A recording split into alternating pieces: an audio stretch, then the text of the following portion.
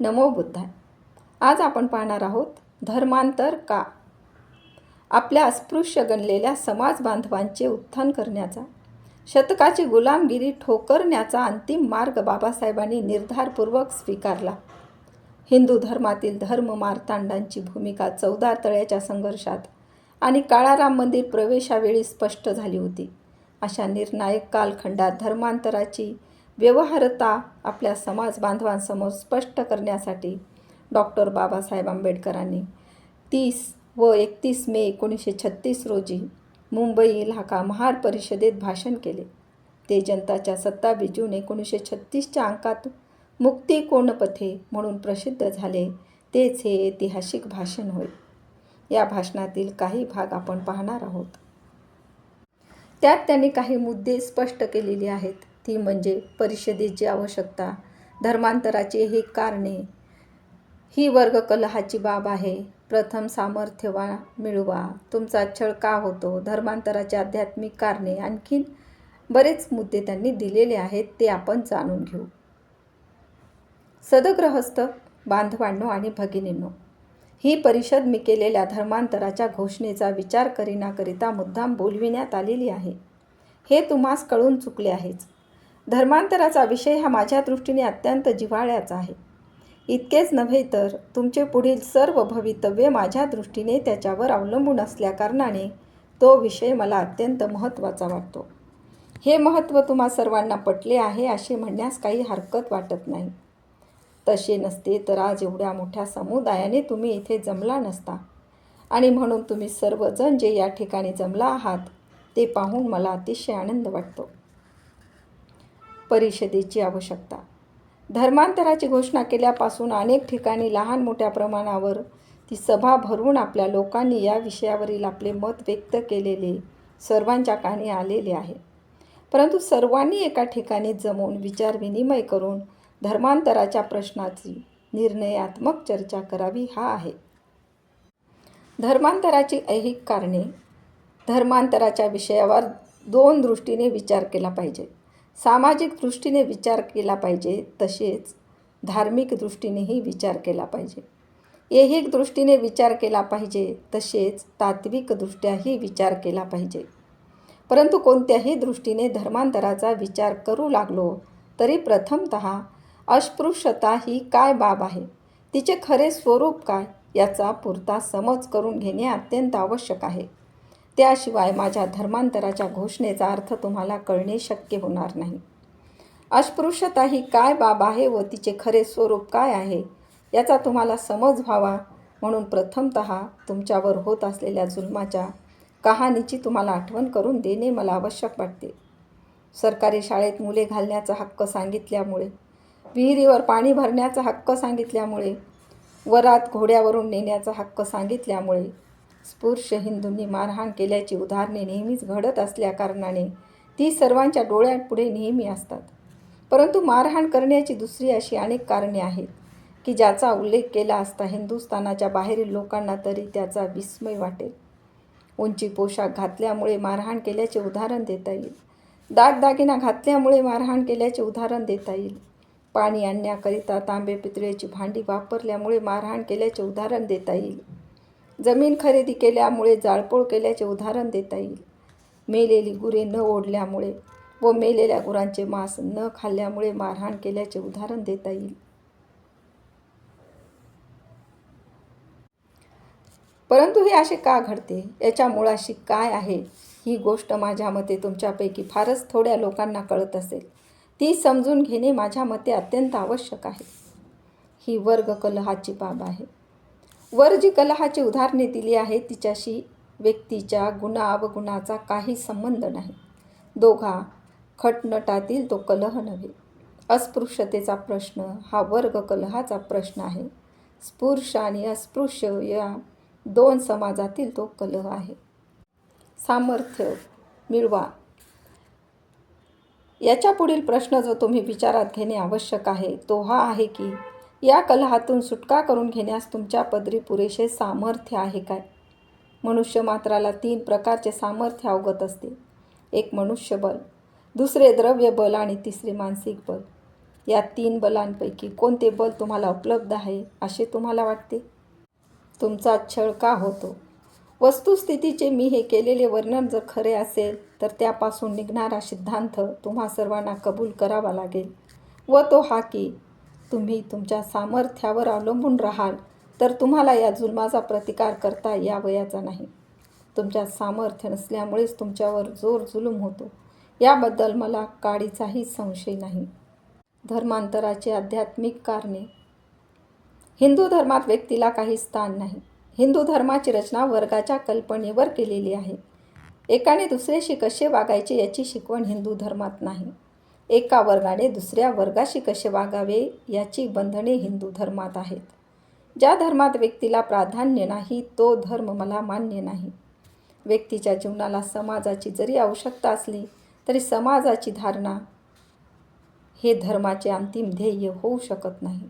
व्यक्तीचा विकास हेच धर्माचे खरे ध्येय आहे असे मी समजतो.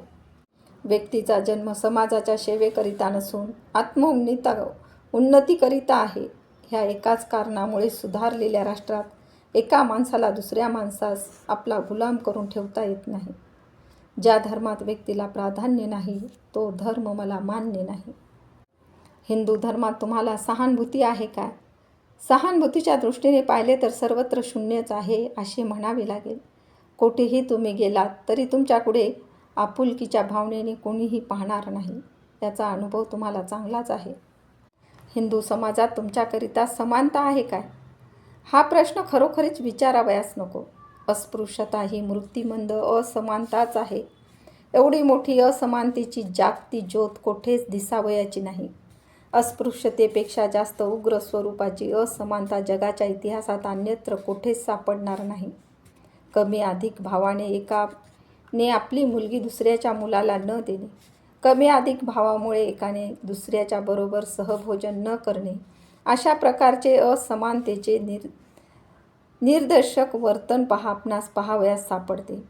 परंतु एका माणसाला दुसऱ्या माणसाने न शिवण्या इतका पतित लेखण्याची प्रथा हिंदू धर्माखेरीज आणि हिंदू समाजाखेरीज अन्यत्र कोठेही सापडेल काय? ज्याच्या स्पर्शाने माणूस वाटतो, ज्याच्या स्पर्शाने पाणी वाटते, ज्याच्या स्पर्शाने देव वाटतो, तो प्राणी मानवाच्या कोटीत गणला गेला आहे असे कोणीतरी म्हणेल काय? अस्पृश्य माणसाकडे पाहण्याची दृष्टी आणि रक्तपितीने भरलेल्या माणसाकडे पाहण्याची दृष्टी यात काय फरक आहे? रक्तपिती भरलेल्या माणसाबद्दल लोकांच्या मनात किळस जरी असली तरी त्याच्याबद्दल लोकांच्या मनात सहानुभूती तरी असते. परंतु तुमच्याबद्दल सहानुभूती तर नसतेच, पण किळस मात्र असते. रक्तपिती भरलेल्या माणसापेक्षा देखील तुमची स्थिती हीन आहे. अजूनही खेडेगावात एखादा स्पृश्य माणूस उपास सोडित असताना जर महाराचा शब्द त्याच्या कानावर पडला तर तो अन्न ग्रहण करीत नाही. एवढा कलंक तुमच्या शरीराला, एवढा कलंक तुमच्या शब्दाला आहे. अस्पृश्यता हिंदू धर्मावरील कलंक आहे असे काही लोक म्हणत आहेत, पण या बतावणीत खरे म्हटले असता काही अर्थ नाही. हिंदू धर्म कलंकित आहे असे एकही हिंदू मानित नाही. तुम्ही कलंकित आहात, दूषित आहात, अपवित्र आहात असे मात्र बहुजन हिंदू समाज मानतो. ही दशा तुम्हाला का प्राप्त झाली? हिंदू धर्मात राहिल्यामुळे ही दशा तुम्हाला प्राप्त झाली आहे असे मला वाटते. तुमच्यातील जे मुसलमान झाले त्यांना हिंदू अस्पृश्य मानत नाहीत व असमान लेखत नाहीत. तुमच्यातील जे ख्रिश्चन झाले त्यांना हिंदू लोक अस्पृश्य मानत नाहीत. ज्या धर्मात मनुष्याच्या मनुष्यत्वाला व त्याच्या माणुसकीला काही किंमत नाही तो धर्म काय कामाचा आणि त्याला कवटाळून धरून राहण्यात काय हाशील आहे? जन्मजात अपवित्रतेमुळे ज्यांना नोकरीत प्रवेश होऊ शकत नाही, ज्यांच्या हाताखाली नोकरी करण्याचा इतर लोकांना अपमान वाटतो, अशा माणसास कोणत्याही नोकरीवर अधिकार सांगण्याचे तुला स्वातंत्र्य आहे असे सांगणे म्हणजे त्याची थट्टा करणे आहे. कायद्याने पुष्कळ हक्क दिले असतील पण समाज त्याचा उपभोग करू देईल तरच ते खरे हक्क आहेत असे म्हणता येईल. अस्पृश्याने चांगला पोशाख घालून हिंडावे असा हक्क कायद्याने दिला आहे, पण हिंदू समाज तसे कपडे त्यांना वापरू देत नाही. तर त्या हक्काचा काय उपयोग? अस्पृश्याने तांब्या पितळेच्या भांड्यात पाणी आणावे असा हक्क कायद्याने दिला आहे, पण हिंदू समाज अस्पृश्यांना धातूची भांडे वापरू देत नाही. तर त्या हक्काचा काय उपयोग? आज पुरुषाने आपल्या घरावर कौले घालावी असा हक्क कायद्याने दिला आहे, पण हिंदू समाज त्यास कौले घालू देत नाही, तर त्या हक्काचा काय उपयोग? अशी पुष्कळ उदाहरणे देता येतील. परंतु सारांश हा की समाज उपभोगू देईल तोच हक्क आपला असे म्हणता येईल.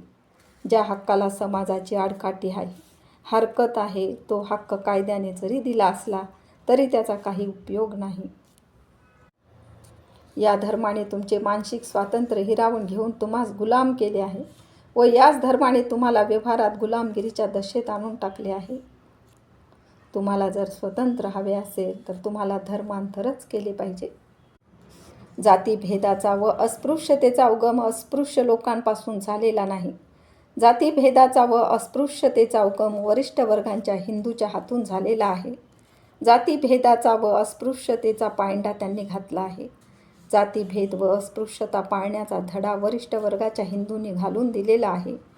ही गोष्ट जर सत्य असेल तर जातीभेदाच्या व अस्पृश्यतेच्या रूढीची जबाबदारी स्पृश्य वर्गावरच पडते. अस्पृश्य वर्गावर ती पडू शकत नाही. अस्पृश्य वर्गाचे लोक जातीभेद व अस्पृश्यता पाळताना वरच्या वर्गाच्या लोकांनी दिलेला धडा गिरवीत आहेत.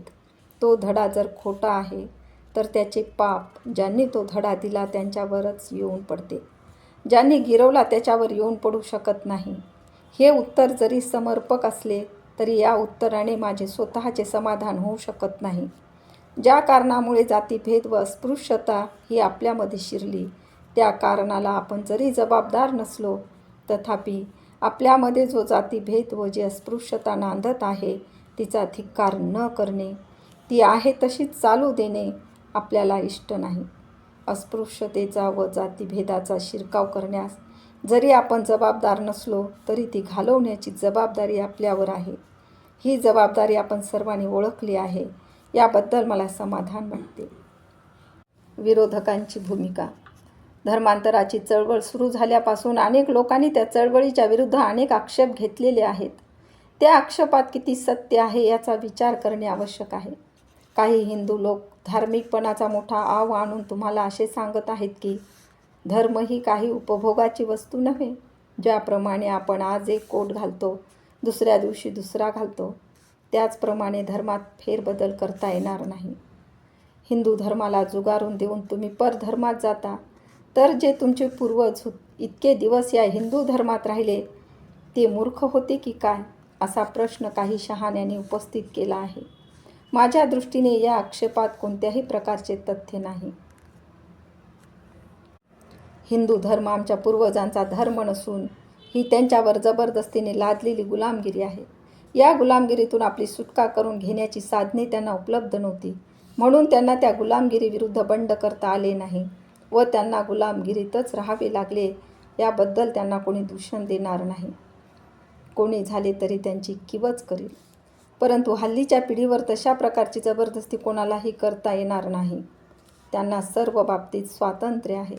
त्या स्वातंत्र्याचा उपयोग करून जर त्यांनी आपली स्वतःची सुटका करून घेतली नाही तर त्यांच्यासारखे नीच, त्यांच्यासारखे अधम व त्यांच्यासारखे परोपजीवी दुसरे कोणीच नाहीत, असे मोठ्या कष्टाने म्हणावे लागेल. माणूस आणि पशुतील फरक. केवळ पूर्वजांचा धर्म म्हणून त्याला चिटकून राहावे हे म्हणणे मूर्खाला शोभू शकते. कोणीही शहाण्या मनुष्य अशा प्रकारची भूमिका घेऊ शकणार नाही. ज्या परिस्थितीत मनुष्य सापडला त्याच परिस्थितीत त्याने अजन्म राहावे हे सांगणे पशूंना शोभेल, माणसांना शोभू शकणार नाही. माणसात व पशुत कोणत्या प्रकारची तफावत असेल तर ती हीच की पशु आपली प्रगती करून घेऊ शकत नाही, माणूस आपली प्रगती करून घेऊ शकतो. स्थित्यंतर केल्याशिवाय प्रगती होऊ शकत नाही. धर्मांतर हे एकच प्रकारचे स्थित्यंतर आहे आणि जर धर्मांतर केल्याशिवाय आपली प्रगती होत नसेल तर धर्मांतर करणे आवश्यक आहे. हिंदू समाजाची सुधारणा करणे हे आमचे ध्येय नाही, हे आमचे कार्य नाही. आमचे स्वातंत्र्य मिळविणे हे आमचे ध्येय आहे. या पलीकडे आम्हाला कोणत्याही प्रकारचे कर्तव्य नाही. धर्मांतर करून जर आम्हाला आमचे स्वातंत्र्य मिळू शकते तर आम्ही हिंदू समाजाच्या सुधारणेचा लढा काय म्हणून आमच्या अंगावर घ्यावा व त्या लढ्यात आमच्या सामर्थ्याची, शक्तीची व द्रव्याची आहुती काय म्हणून द्यावी. हिंदू समाजाची सुधारणा करणे हा अस्पृश्यता निवारण्याच्या चळवळीचा मुख्य हेतू आहे, असा कोणीही आपला गैरसमज करून घेऊ नये. आधी उन्नती की आधी धर्मांतर? आधी धर्मांतर किंवा आधी आर्थिक उन्नती या प्रश्नाचे उत्तर आधी धर्मांतर असेच मी म्हणेन. जोपर्यंत अस्पृश्यतेचा कलंक तुमच्यावर बसला आहे तोपर्यंत तुमची आर्थिक उन्नती कशी होऊ शकणार? तरुणांना मी एक असा प्रश्न विचारू इच्छितो की शिक्षण घेतल्यानंतर तुम्हाला तुमच्या शिक्षणारूप नोकरी मिळण्याचा मार्ग जर खुला नाही तर तुम्ही शिक्षण घेऊन काय करणार आहात? आपल्यातील शिकलेल्यांपैकी पुष्कळसे लोक आज बेकार आहेत. त्याचे काय कारण? माझ्या मते या बेकारीचे कारण पुष्कळ अंशाने अस्पृश्यता हेच आहे. अस्पृश्यतेमुळेच तुमच्या गुणांची चहा होऊ शकत नाही. अस्पृश्यतेमुळेच तुमच्या लायकीचे चीज होऊ शकत नाही. अस्पृश्यतेमुळेच तुम्हाला लष्करातून काढून टाकण्यात आले. अस्पृश्यतेमुळेच तुम्हाला पोलिसात घेत नाहीत. अस्पृश्यतेमुळेच तुम्हाला पट्टेवाल्याचीही जागा मिळू शकत नाही. अस्पृश्यतेमुळेच तुम्ही कोणी वरच्या जागेला चढू शकत नाही. अस्पृश्यता हा एक प्रकारचा शाप आहे. त्यापासून तुम्ही दग्ध झाला आहात व तुमच्या गुणांची राख रांगोळी झाली आहे. अशा स्थितीत तुम्ही गुण संपादन ते काय करणार व केले तरी त्याचा काय उपयोग होणार? तुमच्या गुणांचे काही चीज व्हावे, तुमच्या शिक्षणाचा काही उपयोग व्हावा, तुमच्या आर्थिक उन्नतीची द्वारे खुली व्हावीत, अशी जर तुमची इच्छा असेल तर तुम्ही आधी अस्पृश्यता घालवली पाहिजे, म्हणजेच धर्मांतर केले पाहिजे. धर्मांतराविरुद्ध काही शंका. तुम्ही धर्मांतर केले तर तुमच्या महारक्या जातील, अशी भीती गावोगावी महार लोकांना घातल्याचे माझ्या कानी आले आहे. महारकी गेली तरी मला स्वतःला कोणत्याही प्रकारचा खेद वाटणार नाही. ही गोष्ट तुम्हा सर्वांना माहीत आहे. महारांना अधोगतीस नेणारी जर कोणती एखादी बाब असेल तर ती महारकी होय. हे माझे मत गेल्या 10 वर्षापासून लोकांपुढे मी मांडीत आलो आहे आणि ज्या दिवशी या महारकीच्या बेडीतून तुमची सुटका होईल त्या दिवशी तुमच्या उद्धाराचा मार्ग मोकळा होईल असे मी समजेन. परंतु ज्या कोणाला महारकी हवी असेल त्या लोकांना मी एवढे आश्वासन देऊ शकतो की धर्मांतरामुळे महारकी वतनाला कोणत्याही प्रकारचा धोका पोहोचू शकत नाही. या बाबतीत सन 1850 सालच्या कायद्याचा उल्लेख करणे आवश्यक आहे. या कायद्याच्या कलमाप्रमाणे कोण्याही माणसाच्या केवळ त्याने धर्मांतर केले एवढ्याच कारणामुळे त्याच्या वारसाच्या अगर मालमत्तेच्या कोणत्याही अधिकारास बाधा येऊ शकत नाही. समारोप. मी माझा निश्चय करून टाकलेला आहे. मी धर्मांतर करणार हे निश्चित आहे. माझे धर्मांतर कोणत्याही प्रकारच्या ऐहिक लाभाकरिता नाही. अशी कोणतीही गोष्ट नाही की अस्पृश्य राहून मला ती प्राप्त करून घेता येणार नाही. माझ्या धर्मांतराच्या मुळाशी आध्यात्मिक भावनेशिवाय दुसरी कसलीही भावना नाही. हिंदू धर्म माझ्या बुद्धीला पटवू शकत नाही. हिंदू धर्म माझ्या स्वाभिमानाला रुचू शकत नाही. तुम्हाला मात्र आध्यात्मिक तसे ऐहिक लाभाकरिता देखील धर्मांतर करणे आवश्यक आहे. काही लोक ऐहिक लाभाकरिता धर्मांतर करण्याच्या कल्पनेस हसतात व तिचा उपहास करतात. अशा लोकांना मूर्ख म्हणण्यास कोणत्याही प्रकारचा संकोच मला वाटत नाही. अमुक एका धर्मात राहिल्यामुळे राख रांगोळी झाली आहे. जे अन्न वस्त्राला मोताज झाले आहेत, ज्यांची माणुसकी नाहीशी झाली आहे, त्या लोकांनी धर्माचा ऐहिकदृष्ट्या विचार करू नये तर काय करावे? धर्म माणसाकरता आहे. मी तर तुम्हाला असे स्पष्ट सांगू इच्छितो की माणूस धर्माकरिता नाही, धर्म माणसाकरता आहे. माणुसकी प्राप्त करून घ्यावयाची असेल तर धर्मांतर करा. संघटना करावयाची असेल तर धर्मांतर करा. सामर्थ्य संपादन करावयाचे असेल तर धर्मांतर करा. समता प्राप्त करून घ्यावयाची असेल तर धर्मांतर करा. स्वातंत्र्य प्राप्त करून घ्यावयाचे असेल तर धर्मांतर करा. संसार सुखाचा करावयाचा असेल तर धर्मांतर करा. जो धर्म तुमच्या माणुसकीला काही किंमत देत नाही त्या धर्मात तुम्ही का राहता? जो धर्म तुम्हाला देवळात जाऊ देत नाही त्या धर्मात तुम्ही का राहता? जो धर्म तुम्हाला पाणी मिळू देत नाही त्या धर्मात तुम्ही का राहता? जो धर्म शिक्षण घेऊ देत नाही त्या धर्मात तुम्ही का राहता? जो धर्म तुमच्या नोकरीच्या आड येतो त्या धर्मात तुम्ही का राहता? जो धर्म तुमची पदोपदी मानहानी करतो त्या धर्मात तुम्ही का राहता?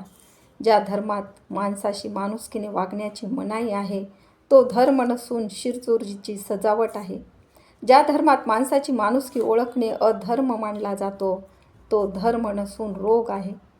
ज्या धर्मात अमंगल पशूचा स्पर्श झालेला चालतो पण माणसाचा स्पर्श चालत नाही तो धर्म नसून वेडगळपणा आहे.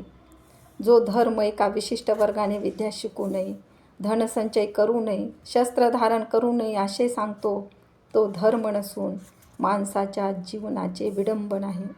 जो धर्म अशिक्षितांना अशिक्षित राहा, निर्धनांना निर्धन राहा अशी शिकवण देतो तो धर्म नसून ती शिक्षा आहे. धर्मांतराच्या बाबतीत जे जे काही प्रश्न उद्भवतात त्या प्रश्नाचा मी यथामती उहापोह करण्याचा प्रयत्न केला आहे.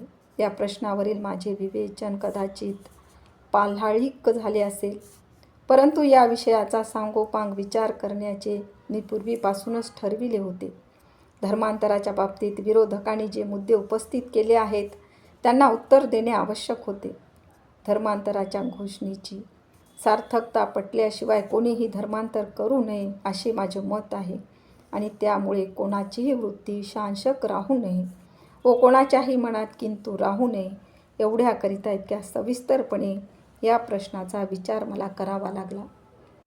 शेवटी भगवान बुद्धाने आपल्या भिक्षू संघास परिनिर्वाणापूर्वी जो उपदेश दिला व ज्याचा महापरिनिर्वाण सूत्रात उल्लेख आहे त्याची मला आठवण होते.